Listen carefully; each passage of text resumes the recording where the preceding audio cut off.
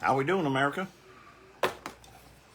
It's a little bit after 6 o'clock, like 1 minute, which 48 hours ago, that was an interesting time.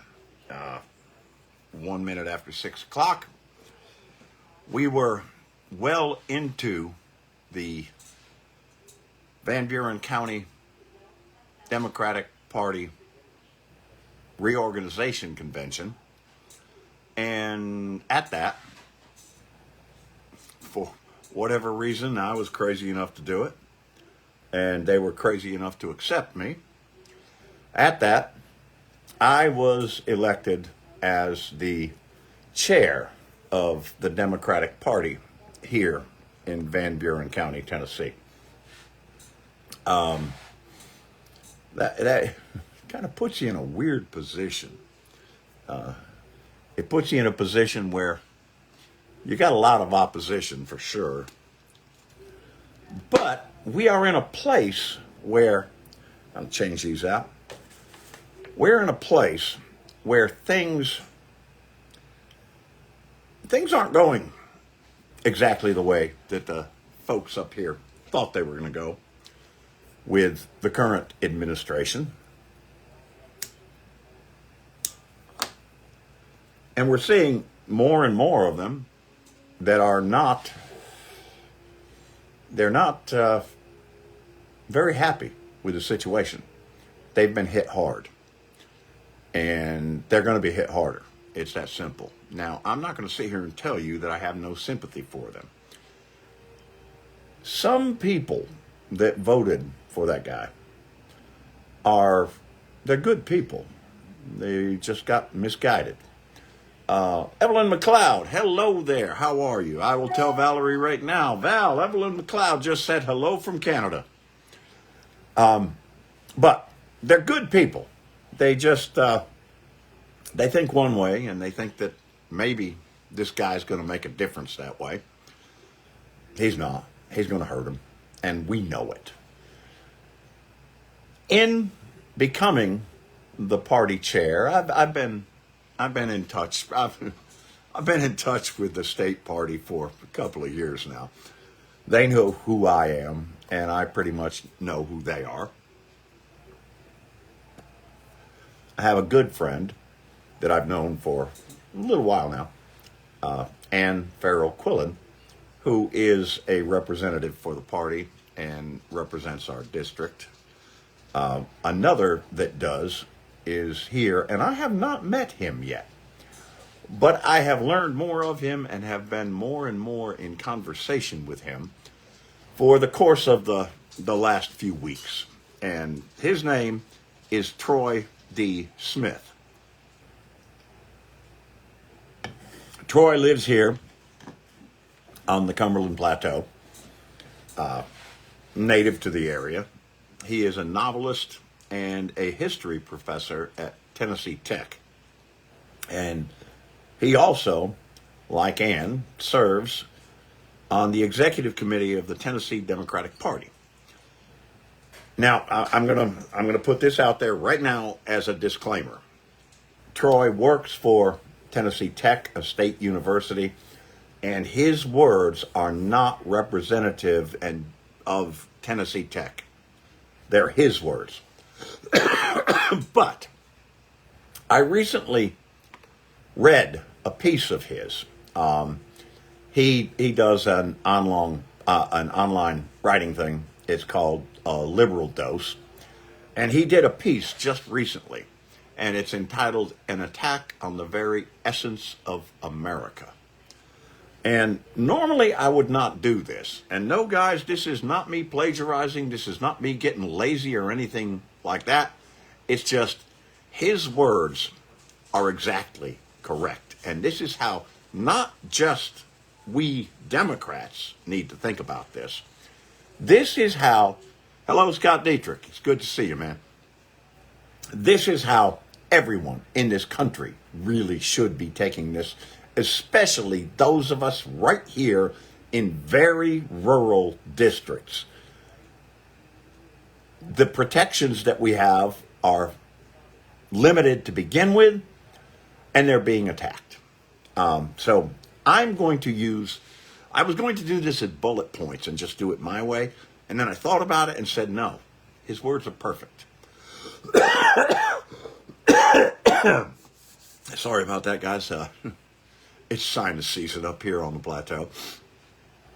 And I haven't been able to breathe for about 4 days.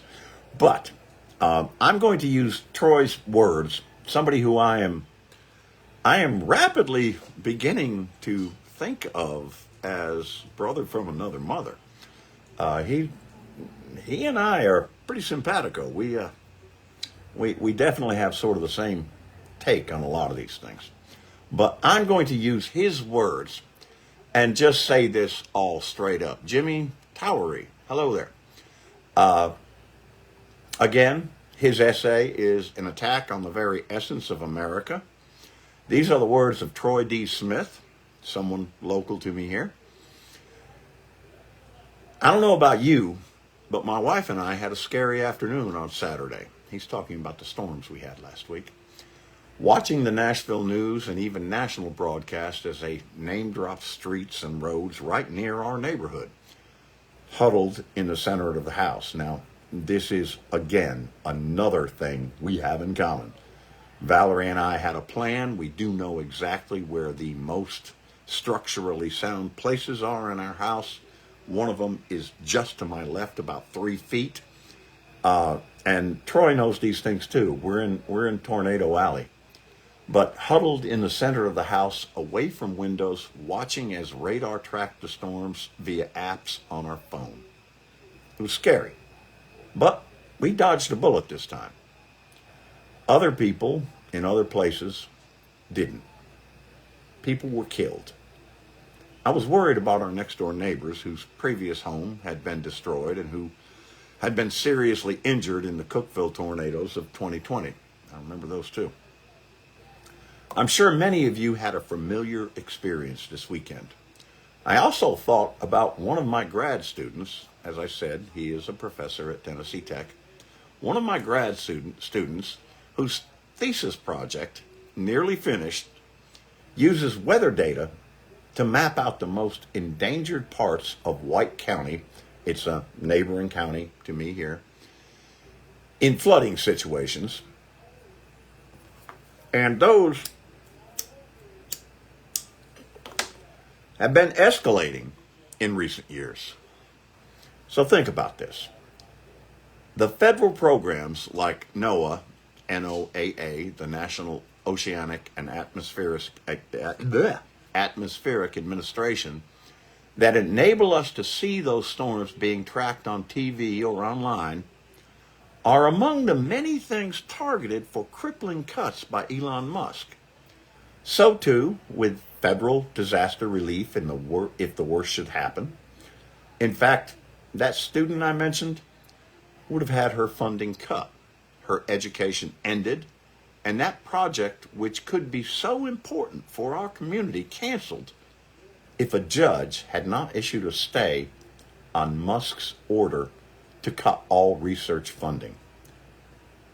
Now, some of my friends can sit in their comfy chairs and say that the government is too big and everything should be cut.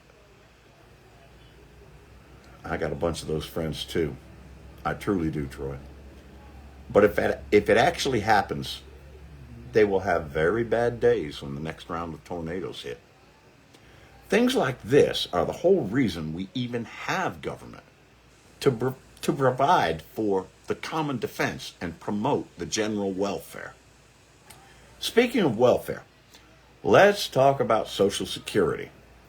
You've probably heard all the outlandish claims Musk and Trump have been making about hundreds of thousands of people aged 150 plus being on the Social Security rolls or dead. These people continuing to collect monthly checks. The big one that they put out there was 120 years old. And I will add to that another caveat. We have newer systems now that cut off payments at 115. They automatically assume the person is dead until that person says, well, I'm not dead yet. No, good for you. You made it that far. Anyway, or dead people continuing to collect monthly checks. None of that's true. Much of it is due to the fact, a verified fact, that Musk's tech bros didn't know how to read the charts and misunderstood them. You know, the guys who accidentally fired the people in charge of nuclear weapons and who removed references to the Enola Gay because they thought it was a DEI project for gay people. Dumb bastards. So why do they keep spreading these stories even after they're proven untrue? To cut the public's faith in the Social Security system. To make you think it's rife with corruption so that you won't complain when they start cutting it, which has always been their goal. They've already fired half of its employees and shut down several of its offices. When your mama's check shows up late, or is half its regular size, or doesn't show up at all, what are you going to do? You know good and well this is not just Trump and Musk. It's the whole Republican Party. Or I will redirect that a little. It's the Republican Party now controlled by MAGA, which is really the Tea Party from back when. But it's the whole Republican Party. Do you remember back in Genesis when Abraham pleaded for God to have mercy on Sodom and Gomorrah and said, Lord, if only 10 righteous people can be found there, will you spare the city? Well, you know what? You'd be hard-pressed to find 10 Republican politicians who would stand up to Donald Trump over anything. We couldn't even find enough Republican politicians in our state's General Assembly to stand up to Governor Lee's school voucher scam. If y'all don't know about that, look at Tennessee's school voucher scam. You'll find out. It's all about cutting everything to benefit the rich and make them richer. And despite the fact that I am an elected member of the Tennessee Democratic Party, I'm willing to acknowledge that there are some in our party nationwide who don't seem too keen on standing up either. They want to maintain the status quo, keep their heads down, not rock the boat and follow the same tired playbook that has led us to where we are. But there are plenty in our party, among the leadership and on the ground, who are ready to stand up and fight for you, the American working class, whether you voted for us or not. And that's what we need. I'm going to raise my hand right here. I count myself among those. This is not the time to roll over, give up, or hide our heads in the sand. What we've been seeing these last few weeks is nothing short of an attack on the essence of what America was meant to be. And in a time like that, we need fighters. You may be big enough to take my freedom away by force. But you'll never be big enough for me to just hand it over without a fight. We need fewer Chamberlains and more Churchills. To paraphrase Churchill during World War II, we shall fight on the beaches, we shall fight on the landing grounds, we shall fight in the fields and on the streets, and we shall fight in the hills. We shall fight right here in these hollers.